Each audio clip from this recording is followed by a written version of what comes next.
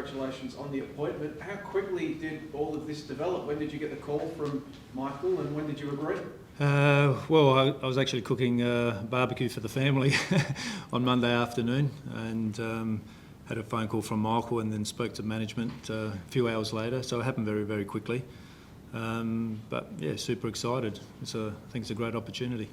I mean, in terms of the opportunity, what is the opportunity? Is this a season-long audition for you for the full-time Well, the contract is to the end of the year.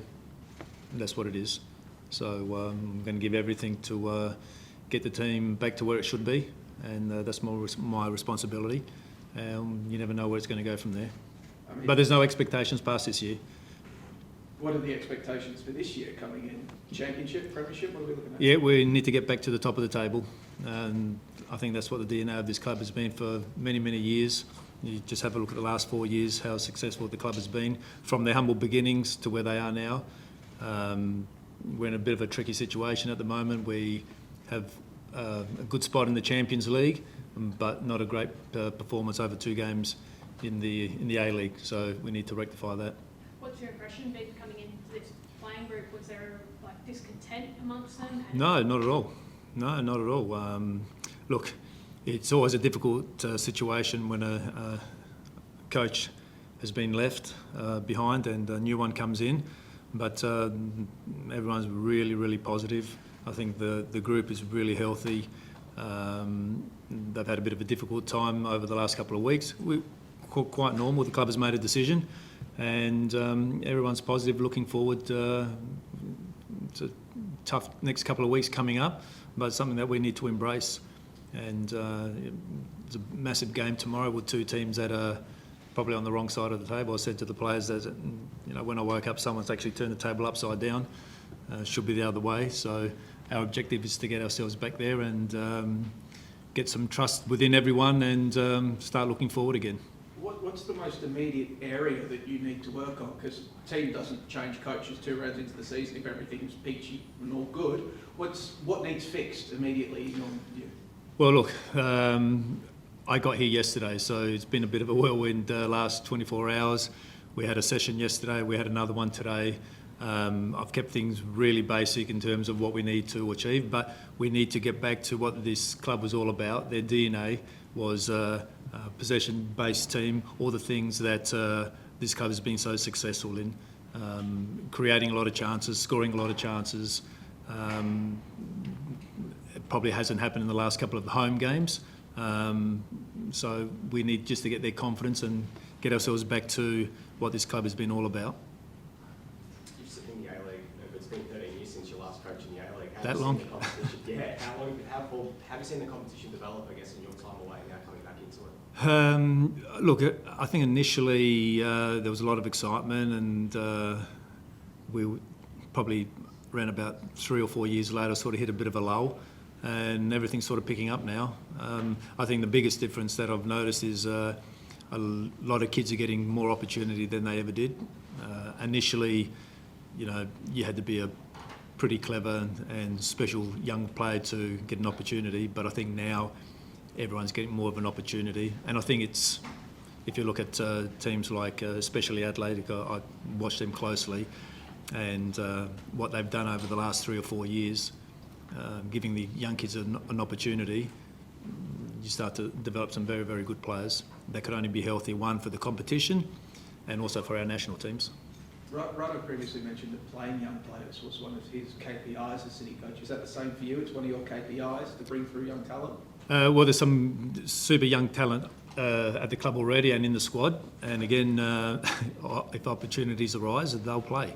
I think I've been clear with the players yesterday that performance is going to be paramount. So performing in training, and if you're performing in training, you should be able to perform in the games. And if you're not, then there's obviously a discussion about that, and then someone else gets the opportunity if they're not performing. The squad needs to be super competitive. What about what goes with coaching? You've always been very honest in that seat in front of the microphones, sometimes too honest, maybe. Probably too. Are you looking forward to that side of it again? Well, that's part of the job. Yep, that's part of the job, and probably why I get a lot of negative discussion is because I'm too honest. But that's me. That's part of my character. I'd rather be honest. There's no crap, and it's clear. And when it's clear, it's pretty it's pretty easy for everyone, and I'm super consistent with that. You haven't mellowed then since the Adelaide days? Of course, can't you see the grey hairs? When you talk, Look, you get a hell of a lot of experiences, and part of the coaching journey is experience. You know, from where I was 10, 13 years ago to where I am now is completely different. Do you like Melbourne as a town? Always love Melbourne. There's a couple of cities here in Australia that I would love to live in, so I've got an opportunity to live in a really nice city. The weather's still the same though. But when you talked about competition in the squad and fighting for places, obviously the City team is one of the most well-credentialed. Some of the players in that squad have better resumes than most players around the competition. Have you basically come in and said, I don't care about that sort of stuff, the only thing that matters is how you're performing, it's a blank slate for everybody? How are you approaching dealing with this veteran, well-established side? well, resumes are just that. You know, what they've done in the past means absolutely nothing. It's what they're doing now. So that's been cleared to the playing group. It's an open situation. Guys who haven't had opportunities, it's clear everyone has an equal opportunity. And again, performance. If they're performing in the training, then they got the opportunity to play. It's pretty simple. It's not rocket science. We just need to get everyone on the same page, get back to playing a style that everyone has remembered Melbourne City as, and that is the job. In terms of Jamie McLaren, obviously club captain, he'll be speaking to us in a couple of minutes. How's those initial conversations? Brilliant. Yeah, really good. Yeah, I think that's probably one of my strengths, that I'm not shy to say what I think, sometimes to my own detriment. But I'm really honest, and you know, when there's something to say, I say it. I think the boys appreciate it. That way there it's clear, it's open, everyone knows where they're sitting, so that way there's no excuse. And management also spoke to the players yesterday about that. This club has been a club that it's a no excuse club. There shouldn't be any excuses. They have an enormous facilities out there at Casey Fields. They have everything that they possibly need to perform at the highest level, and that's what it's all about, and that's what we'll do. When you talk about the City style, one of the things that has been noticeable about the successful period of Melbourne City was how they could just turn on the jets, score 3 or 4 goals against a team in 20, 25 minutes and just ruthlessly kill them off. We maybe haven't seen that from this side in recent times. How do you as a coach go about finding that ruthless killer edge that just blows teams out of the water? Well, I won't find that tomorrow. So, look, it is a new group. When you lose, I can't remember exactly how many players it was. I think it was 7 or 8 from the starting 11 over the last couple of years. That's a massive hole. So we've had guys who come in who've replaced those players. So we haven't really gelled. From sitting on the outside, that's what it looks like. So it's about getting them to gel as quickly as possible, you know, and obviously there's been some injuries through the course of the pre-season and the early part of the season, people like Naboo and Lex, that you know, they're big outs for the group. So it's going to take a little bit of time. So I don't like to say that, yeah, we're going to wait a certain period, because we don't have any time. It's a tough schedule, especially over the next couple of weeks, where we've got to travel again, I think in about 10 days' time, and then there's probably two games on the bounce, Newcastle and Perth away. So pretty tough schedule, but that's what we signed up for. You want to play in the Champions League and you want to become champions, that's what it's all about. I would rather that than just sitting waiting to play 1 game per week. So exciting times. We put ourselves in a good position in Champions League, probably another 4 points, I would say, qualifies for the round of 16. That would be a super effort. And now we need to translate that form of the Champions League back into the A-League. So do you have Lex back for tomorrow? No. He, I think a couple of weeks ago, he had a little setback with his knee. He's running, so yeah, it's just going to be monitored over the next couple of weeks. How excited are you to get another crack at the Champions League? I mean, obviously, 15 years ago now, you had the amazing run with Adelaide, but now another opportunity to do something Yeah, I don't know if I'm blessed with the Champions League, but I had a pretty good run there. You know, we were very inexperienced at that point. Then with Bangkok Glass a couple of seasons ago, for the first time, we qualified for the round of 16 for the first time. So it's a competition that I love. You know, 10, 13 years ago, whatever it was, that no one really knew too much about it. And so that first year was, you know, let's suss it out and see what it's like. But and then that sort of grew from there. And the year that we made the final, that was just an enormous run. I think last week we had a 20-year reunion at Adelaide, and all those nice memories came flooding back. So it was nice. You've got existing history with Michael from your days at Adelaide. Did that make it easier to say yes when he called, and also does that give you, I guess, a softer landing here in Sydney, given that you have an existing relationship with the director of football coming into January and all of these sort of things? Yeah, well, the one thing with Michael, that we've had a great relationship for many, many years. And you know, he was the football director, or first the CEO at Adelaide and then the football director at Adelaide. And we have a great synergy. We've always had that.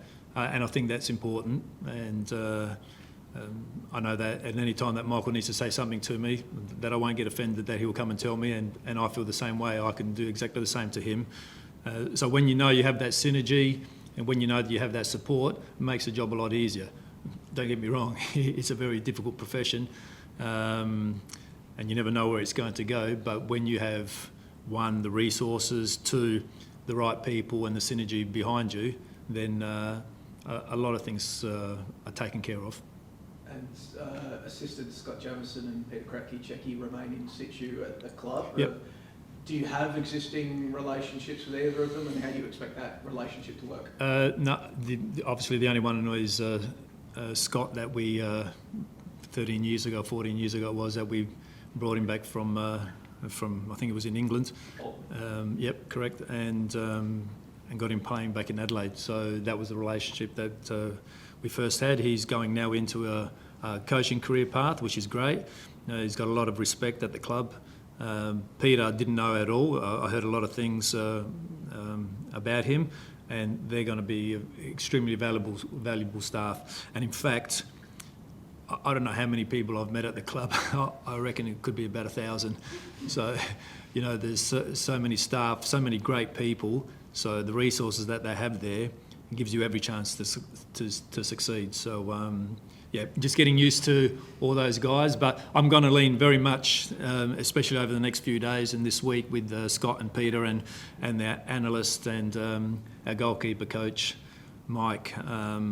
So that they've been here for quite a while. So, you know, we need to head in the direction. Everything needs to be clear, and those guys are going to play a pivotal role. Briefly on tomorrow, it's pretty normal for teams to Oh, there's a game tomorrow. It's pretty normal for teams to come in pretty revved up after, say, a coach departs. What do you expect? And what do you expect from Sydney FC? You sort of alluded to it before, they're under the pump as well. Both two teams are desperate. You know, they haven't started well, and neither have we. And so it's you want to call it a 6-pointer game. You know, we are 0 points and minus 5 or 6 goals. For me, that's 9 to 12 points that you need to start to catch up, and that's not easy. So we really got to get our skates on. And it's always a big game against Sydney. They've got some great quality players, and Bimby will get them fired up as well. So, yeah, going to be certainly for the first game with very little preparation from my part. Going to be a massive game, but we need to show a reaction. You know, if you don't get a reaction, there's something wrong, especially what happened last week. Sure, they're hurting, and I wouldn't expect anything else. So we're as ready as we can be. You know, we've gone through a few things over the last couple of days, and just expect top performance, and we're going to have to build on from that. So we're going to get a lot from this game, and then again we've got a quick turnaround on Wednesday against Buriram, and then again a quick turnaround against Macarthur. So you know, not a hell of a lot of time to work on the training pitch, but enough to give them details every day to see an improvement. Tolgay and Curtis, they missed the Adelaide game. Are they right to come back in? Correct.